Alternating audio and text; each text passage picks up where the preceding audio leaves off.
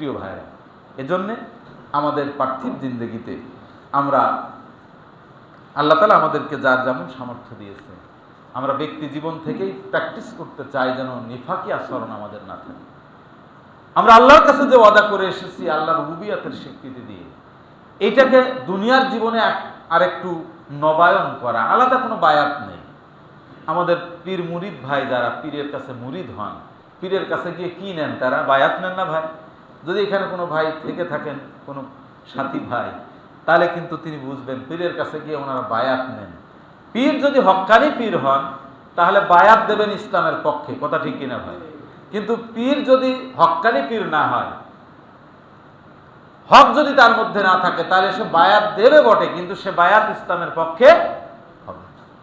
আপনি দেখবেন যে পীরের দরবার থেকে এসে কেউ নামাজি হয়, আবার কেউ যা ছিল তা থাকে। তাহলে যে পীরের দরবারে গেলে মানুষ নামাজি হয়, বুঝতে হবে সেই পীর হচ্ছে হক্কানি, কথা ঠিক কিনা ভাই? আর যে পীরের দরবারে গেলে মানুষ নামাজ শেখে না, সিয়াম শেখে না, সলাত শেখে না, কোরআন শেখে না, ইসলাম শেখে না, সেই পীর কোনো পীর